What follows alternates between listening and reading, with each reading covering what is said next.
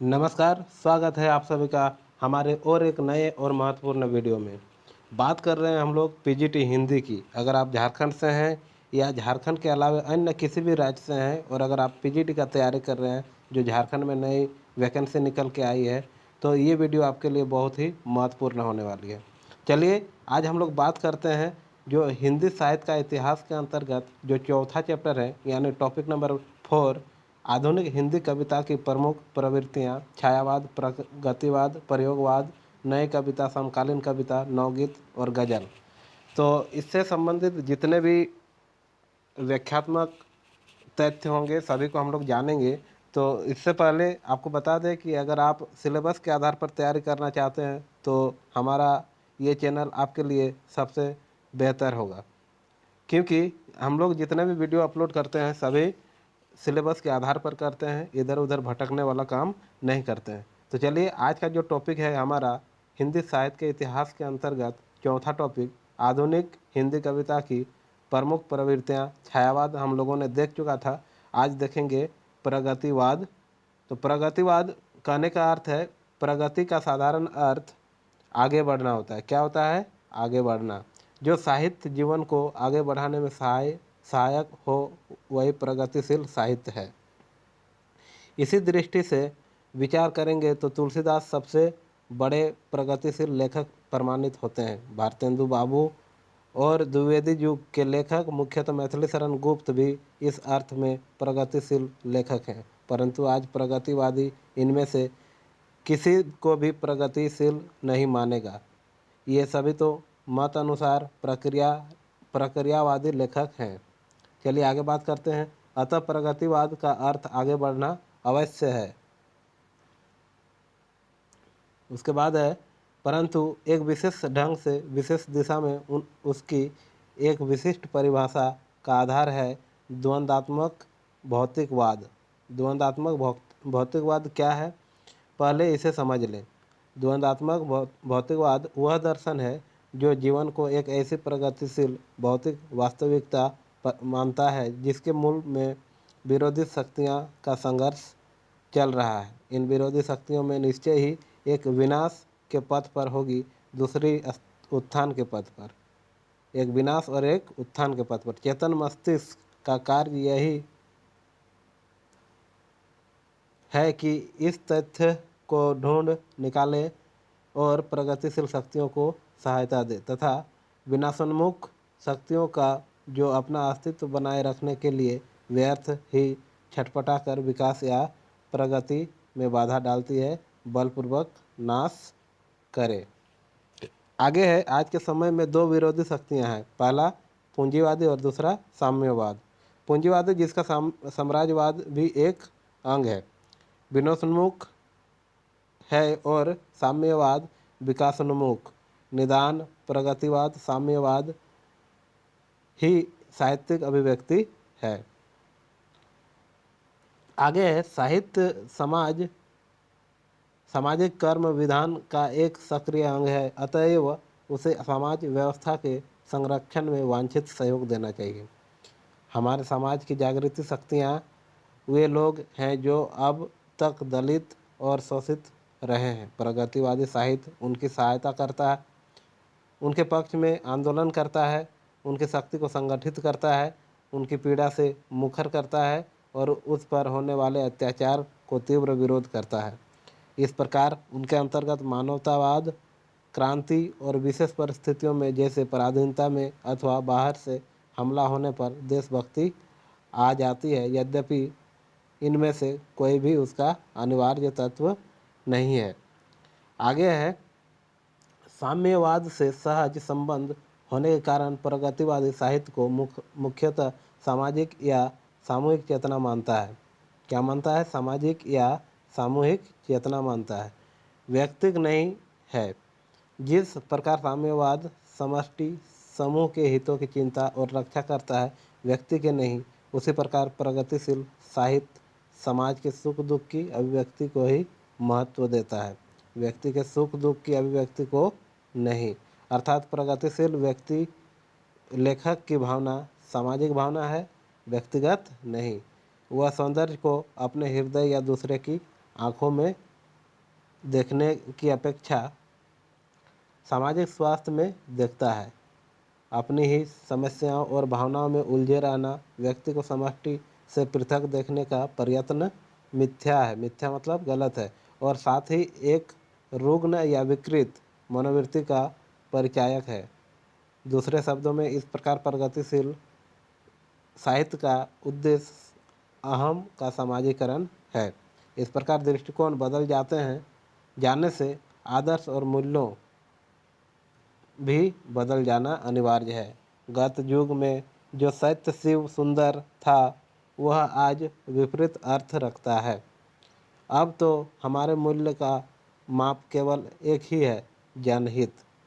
आज सत्य से तात्पर्य है भौतिक वास्तविकता, शिव का अर्थ है भौतिक जीवन, सामाजिक स्वास्थ्य में सहायक होने वाला सुंदर का आशय है स्वाभाविक एवं प्रकृत।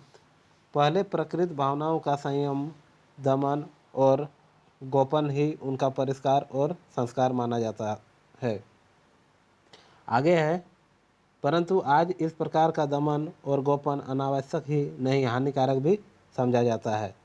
इसमें कहते हैं फ्रायड ने दमन और गोपन का पर्दा फाड़कर उसकी तह में छिपी हुई कुत्साओं का प्रदर्शन किया। अतएव प्रगतिवादी स्वास्थ्य मानव प्रवृत्तियों को, जिनमें मुख्य शुद्धा का काम है, प्रकृति रूप में व्यक्त करने से घबराता है और कहते हैं धिक् रे मनुष्य, तुम स्वस्थ शुद्ध निश्चल चुंबन अंकित कर सकते नहीं प्रिया के अधरों पर।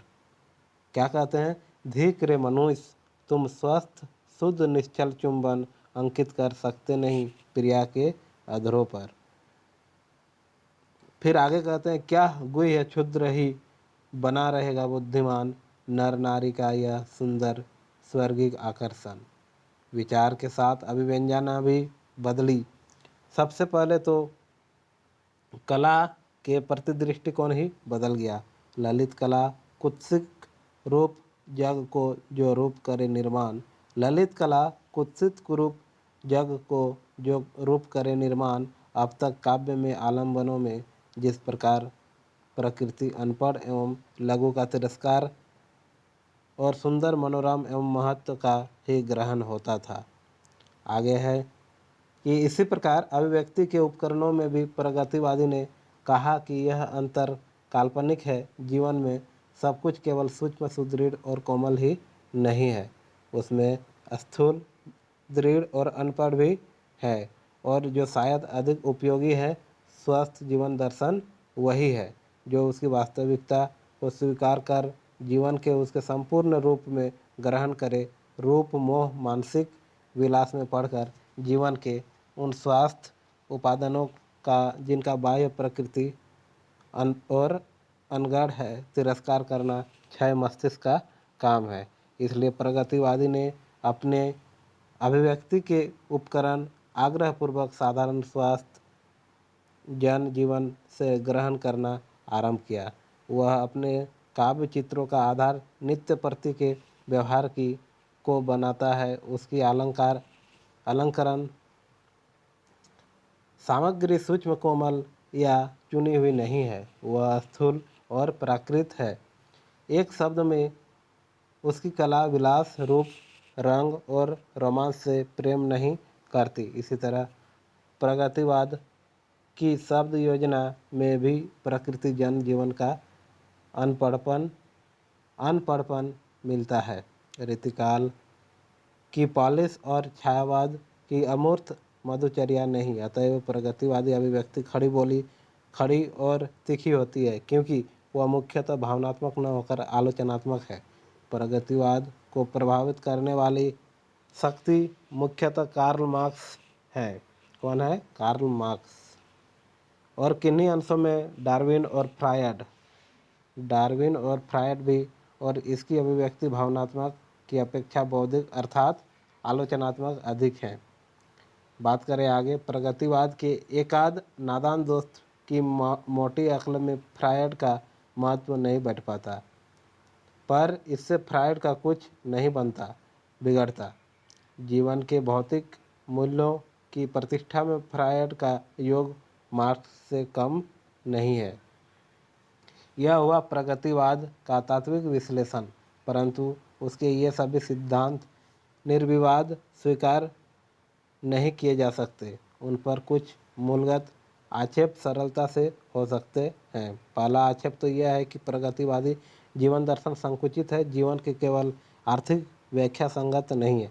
इस विषय में सीधी युक्तियों की अपेक्षा एक निषेधात्मक युक्ति अधिक सफल होगी। मार्क्सवादी मानव इतिहास की जो आर्थिक व्याख्या की है वह अधूरी और अनेक स्थानों पर असंगत एवं अविश्वसनीय है। उदाहरण रूप में से कार्डवेल की एलियूज इसे आप याद रखेंगे, एंड रियलिटी इडविज एंड रियलिटी पुस्तक के उस सुंदर एवं महत्वपूर्ण परिच्छेद की ओर संकेत किया जा सकता है जिसमें वे अंग्रेजी साहित्य के इतिहास का विवेचन करते हुए केवल उन्हीं मोटी मोटी बातों को लेकर ले सके जो उनका प्रयोजन सिद्ध करती है। अंग्रेजी साहित्य की अनेक सूक्ष्म और उलझी हुई प्रवृत्तियों को उन्होंने बिल्कुल छोड़ दिया। मेरी अपनी बौद्धिक सीमाएं हो सकती है, परंतु मुझे यह सचमुच हास्यास्पद लगता है कि जहाँ फ्रायड जैसे अतलदर्शी मनोवैज्ञानिक मानव मन की परीक्षा करते हुए अंत से नेति नेति कह देते हैं, वहाँ मार्क्स का साधारण अनुयायी भी सिर्फ पैदावार की बातचीत करता हुआ उसके अंतिम सत्यों तक झट से पहुँच जाता है। यह विश्वास और उत्साह अस्तित्व होने पर भी बुद्धिसंगत नहीं है। दूसरा आक्षेप यह है कि साहित्य अपने मूल रूप से सामाजिक या सामूहिक चेतना नहीं है, वह तो व्यक्तिक चेतना ही हो सकती है। मनुष्य पहले व्यक्ति है, पीछे समाज की इकाइयों और उसका पहला रूप मौलिक रूप है। अतएव साहित्यिक अपने वास्तविक रूप में जीवन के प्रति, व्यक्ति के अथवा अनात्मक के प्रति आत्मक की प्रतिक्रिया ही, अर्थात साहित्य वस्तु तो आत्म अभिव्यक्ति ही है। हमारी आत्म या व्यक्तित्व की दो प्रवृत्तियां हैं, पहला अंतर्मुखी और दूसरा बहिर्मुखी। अंतर्मुखी प्रवृत्ति बहिरंग और अपने अंदर खींचती हुई गहरी अथवा घनीभूत होती रहती है। बहिर्मुखी प्रवृत्ति अंतरंग का बाहर प्रसार करती हुई व्यापक होती रहती है। मनुष्य में संस्कार और परिस्थितिवश इनमें से कोई एक प्राधान्य हो जाता है। साहित्य की सृजन प्रक्रिया से स्पष्ट है कि वह जीवन की भावगत व्याख्या, वह जीवन की अंतर्मुखी साधना, अतः स्वभाव से ही साहित्यकार में अंतर्मुखी वृत्ति ही प्राधान्य होता है। वह जितना महान होगा उसका अहम उतना ही तीखा और बलिष्ठ होगा। जिसका पूर्णतः समाजीकरण असंभव नहीं तो दुष्कर अवश्य हो जाएगा। संसार में ऐसा महान साहित्यकार विरला ही होगा जिसने किसी अपरागत उद्देश्य से पूर्णतया तादात्म्य स्थापित कर लिया हो। गोर्की, इकबाल, मिल्टन आदि के व्यक्तित्व का विश्लेषण असंदिग्ध रूप से सिद्ध कर देगा। उनके भी साहित्य में जो महान है वह उनके दुर्दमनीय अहम का ही विस्फोट है। साम्यवाद, इस्लाम या प्यूरिटन मत की अभिव्यक्ति नहीं। महान साहित्य असाधारण प्रतिभा के असाधारण क्षणों की सृष्टि, और यह असाधारण प्रतिभा समाज या समूह से जिसका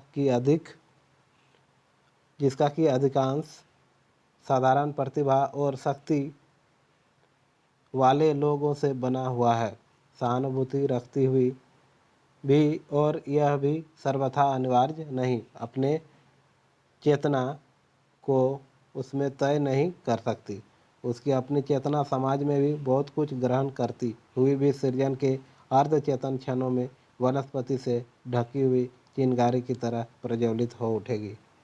वास्तव में अपने मूल रूप में जीवन का एक दृष्टिकोण होते हुए भी व्यवहारिक रूप में प्रगतिवाद एक विशेष राजनीतिक विचारधारा का उच्चार है, जो बलपूर्वक साहित्य द्वारा अपनी प्रत्यक्षाभिव्यक्ति चाहता है। इसलिए उसमें प्रायः सामयिक उत्साह और प्रचार भावना मिलती है जो संप्रदायों में सर्वत्र पाई जाती है।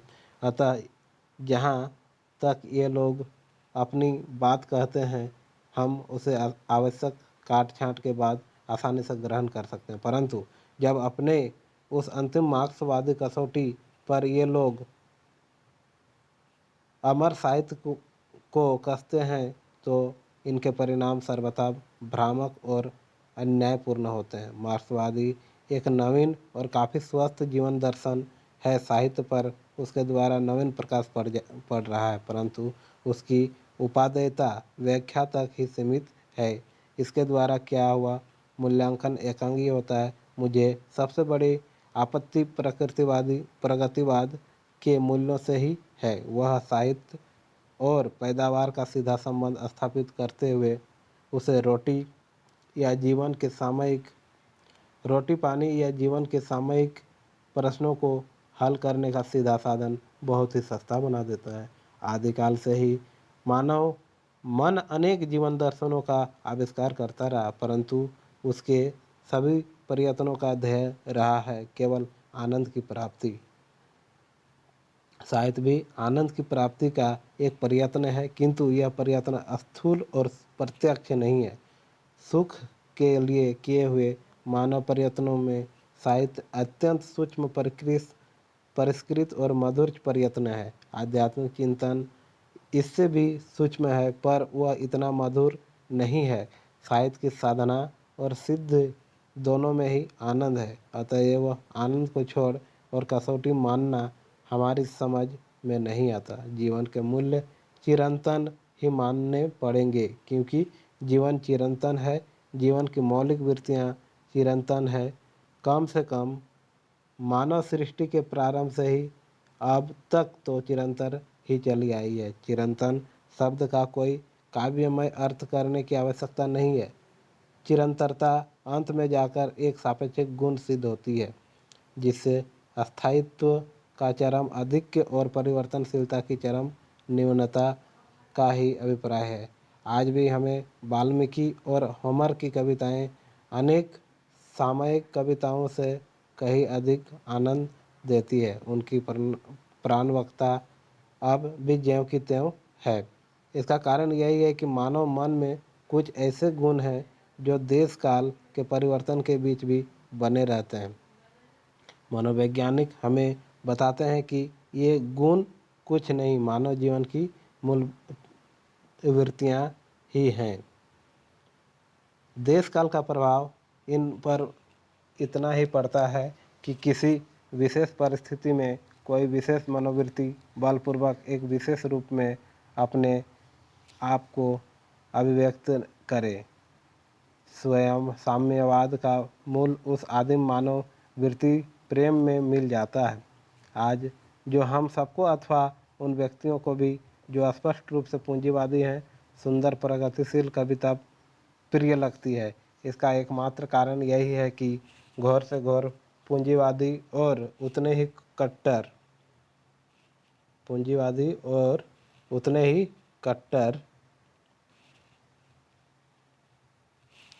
साम्यवादी दोनों के अंतरतम में कुछ तार ऐसे हैं जो एक सामान्य अनुभूति से झंकृत होकर बाह्य भेदों की अवहेलना करते हुए बरबस मिल जाते हैं। यह सामान्य अनुभूति ही है मानववाद, जिसका दार्शनिक नामकरण चाहे कभी हुआ हो, पर जो अपने मूल रूप में प्रेम का प्रस्फुटन होने के कारण अनादिकाल से चला आ रहा है। हममें से अधिकांश के हृदय में साम्यवाद का विज्ञान स्पर्श नहीं करता। उसकी मूलवर्तनी मानव कल्याण या पारस्परिक सहानुभूति की भावना ही स्पर्श करती है। यहाँ प्रश्न हो सकता है कि पूंजीवादी की जो प्रवृत्तियाँ स्पष्ट मानव हित के घातक हैं, उनका समर्थन कैसे श्रेयस्कर हो सकता है, पर इसका उत्तर सरल है। पहले तो यह अनुचित समर्थन मानव मन को आनंद देने में ही असमर्थ होगा, और यदि समर्थ होगा भी तो लेखक की अनुभूति की तीव्रता और आत्म अभिव्यक्ति की निष्कपटता के कारण ही आप कह सकते हैं कि वह गलत रास्ते पर है, लेकिन उसकी ईमानदारी और ताकत की दाद आपको देनी होगी। इसी उलझन और सुलझाने के लिए तो पुराने आचार्य ने रसानुभूति और लौकिक कहा था, रसानुभूति को अलौकिक कहा था। वह बेचारा यही कहना चाहता था कि इस प्रकार के लोक प्रचलित अस्थायी वादों के द्वारा साहित्य का रस अशुभ हो जाता है। काव्य रसात्मक सदैव रहा है और आशा यही है कि रहेगा भी। जिसमें रस नहीं, वह अपने उच्च सिद्धांतों या किसी भी अन्य कारण से काव्य में ऊंची वस्तु हो जाए पर काव्य नहीं हो सकता। अतएव जहाँ तक व्याख्या का संबंध है, मार्क्सवाद ने हमें एक नया मार्ग दिखाया है और उसके लिए हम कृतज्ञ हैं। परंतु एक तो यह मार्ग अंतिम एकमात्र मार्ग नहीं है। फ्रायड आदि द्वारा प्रदर्शित अन्य मार्ग कम उपयोगी नहीं है। दूसरे, यह एक परीक्षण विधि मात्र है, मूल्यांकन की कसौटी नहीं। इसी नई विधि का प्रयोग हमें रस परीक्षण के लिए ही इसकी सीमाओं को स्वीकार करते हुए करना चाहिए। साहित्य के क्षेत्र में तो शुद्ध मनोविज्ञान और सौंदर्य शास्त्र का ही एक अंग है, अधिक विश्वास करना उचित होगा। एक और आक्षेप जो प्रगतिवाद के मूल सिद्धांतों पर किया जा सकता है, यह है कि इसका दृष्टिकोण मूलतः वैज्ञानिक होने के कारण बौद्धिक एवं आलोचनात्मक है। अतएव स्वभाव से ही उसमें एक तन्मयता या आत्मविसर्जन नहीं है जो काव्य के लिए अनिवार्य है। हिंदी कविता में प्रगतिवाद का आविर्भाव सन 1935 से लेकर 1940 के आसपास हुआ। यह एक विचित्र प्रयोग है कि हिंदी में प्रगतिवाद का भी सबसे पहला कवि जिसने उससे गौरव दिया वही व्यक्ति है जो छायावाद का भी एक प्रमुख प्रवर्तक था। आशय कवि पंत से है। पंत की युगवाणी और ग्राम्य प्रगतिशील काव्य की प्रमुख कृतियां हैं। पंत के सहयोग से नरेंद्र ने भी पलाश वन, मिट्टी और फूल आदि में अनेक प्रगतिशील कविताएं लिखी, परंतु पंत जी ने मानसिक जीवन के विकास में युगवाणी और ग्राम्य का सृजन काल एक संस्थान मात्र था। अंततः स्थूल भौतिक दर्शन पंत का मन परितोष नहीं कर सकता और वे जीवन के सूक्ष्म आध्यात्मिक मूल्यों के देश में फिर लौट गए। जीवन में स्थिरता आने के साथ नरेंद्र का भी जीवन दर्शन बदल गया है। उधर आंचल ने भी मधुलिका और अपराजिता की रंगीन कविताओं के बाद करिल आदि में ऐसी कविताएं लिखी जो इस वर्ग में आती है। शिवमंगल, सुमन की अनेक रचनाओं में भी प्रगतिवाद का गहरा रंग रहा। इधर नागार्जुन आदि इस प्रकार की रचनाओं कर रहे थे। आगे चौंकने की बात नहीं, पर यह तो मानना ही पड़ेगा कि हिंदी में शुद्ध प्रगतिशील रचनाएं तो मिल जाएंगे, परंतु इस वैज्ञानिक दृष्टिकोण को सर्वथा ग्रहण कर लेने वाला पूर्णतः प्रगतिशील या कवि या लेखक अभी सामने नहीं आया। लेकिन ऐसा कहना हिंदी के प्रगतिशील साहित्य का तिरस्कार करना नहीं है। एक तो उसका इतिहास ही सीमित वर्षों में सिमटा हुआ है, दूसरे अन्य देशों में भी शायद रूस को छोड़कर आलोचना ही अधिक है, सृजन कम। हिंदी में स्वभावतः आलोचना ही अधिक है और इसके कई कारण हैं। पहला कारण है हिंदी कवियों का दृष्टिकोण अभी वैज्ञानिक अर्थात भौतिक एवं बौद्धिक नहीं बन पाया। अभी वह अधिकांश के भाव प्रधान है। आत्मा का मोह भी ये कवि नहीं छोड़ पाए हैं। इसलिए हिंदी साहित्य में मानववाद या क्रांति भावना ही मुख्य है। वैज्ञानिक साम्यवाद या द्वंद्वात्मक भौतिकवाद बहुत कम। दूसरा है हिंदी में अभी सामाजिक चेतना इतनी प्रबल नहीं हुई है कि व्यक्तिगत प्रतिक्रियाएं उसमें लय हो जाएं। अभी अधिकांश कवियों में व्यक्तिगत तत्व की प्रचुरता है। अगला है हिंदी में जिन प्रवृत्तियों ने छायावाद को जन्म दिया उनको पूरी तरह अभिव्यक्त होने का अवसर नहीं मिल पाया। कुछ तो एक साथ बदली हुई राजनीतिक परिस्थिति और कुछ प्रोपगेंडा के परिणाम स्वरूप वे प्रवृत्तियां एक साथ समय से पहले ही दब गए। प्रगतिवाद छायावाद भस्म से नहीं पैदा हुआ, वह उसके यौवन गला घोंटकर ही उठ खड़ा हुआ। कामायनी, तुलसीदास और अनामिका उधर युगवाणी के रचना काल में कोई विशेष अंतर नहीं है। आज के अधिकांश प्रगतिवादी कल के छायावादी हैं, अतः यह स्वाभाविक है कि इनकी ओर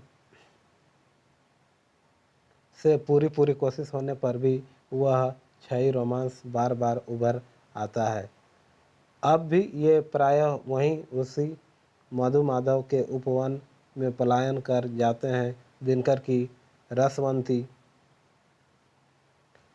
आंचल की मधुलिका और अपराजिता, नरेंद्र की कामिनी और स्वयं पंत की ग्राम्या में संकलित अनेक कविताएं इस कथन की पुष्टि करेगी। अगला है चौथा, हिंदी के अधिकांश प्रगतिशील लेखक उस जीवन से दूर हैं जो उनकी प्रेरणा का मूल स्रोत है। उनके सिद्धांत पढ़कर और मनन कर प्राप्त किए हुए हैं, सह कर और भोग कर नहीं। केवल बौद्धिक सहानुभूति के बल पर शोषितों की पीड़ा को मुखर करने वाले या हजारों मील दूरी पर लड़ने वाले, लाल सेना के अभियान गीत लिखने वाले इन लेखकों की रचना स्वभावतः ही प्राणवान कैसे हो सकती है। अभी भारतीय जीवन गांधीवाद और साम्यवाद का संघर्ष चल रहा है। गांधीवाद का भारत में संस्कारी हृदय पर गहरा प्रभाव है। गत शताब्दी के पूर्वार्ध में राजनीतिक तथा अन्य कारणों से उसके विरुद्ध प्रबल प्रतिक्रिया हुई, जिसका वेग युद्ध के दिनों में और भी बढ़ गया था। परंतु स्वतंत्रता प्राप्ति के उपरांत और विशेषकर गांधी के महाबलिदान के पश्चात उसका जोर बहुत ही कम हो गया है। आजकल स्वयं प्रगतिशील वर्ग में भी मौलिक मतभेद उत्पन्न हो गए हैं। स्वभावतः आज प्रगतिवाद की स्थिति अत्यंत अस्थिर है। उसकी परिधि में सत्साहित्य की सृष्टि अत्यंत विरल हो गई है। भारत में प्रगतिवाद का भविष्य साम्यवाद के साथ बंधा हुआ है, लेकिन फिर भी आधुनिक काव्य के अध्येता को आदर और धैर्यपूर्वक उसका अध्ययन करना होगा। उसने हिंदी काव्य को एक जीवन चेतना प्रदान की है, इसका निषेध नहीं किया जा सकता। इस प्रकार हम लोग अभी प्रगतिवाद को विस्तार पूर्वक जाना समझा। अब इसके आगे हम लोग परिवाद को पढ़ेंगे। अगर आप पीजीटी को पूरे अच्छे से तैयारी कर रहे हैं और झारखंड पीजीटी में अगर अप्लाई किए हैं तो आप एकदम अच्छे मन से, लय के साथ और समय का सदुपयोग करते हुए संघर्ष, मेहनत और कठिन परिश्रम करते रहें, क्योंकि सफलता जो है वो निश्चित ही आपको मिलेगी। केवल इसी विश्वास के साथ आप अपने तैयारी को मजबूत करें। बहुत बहुत धन्यवाद हमारे वीडियो को अंत तक देखने के लिए।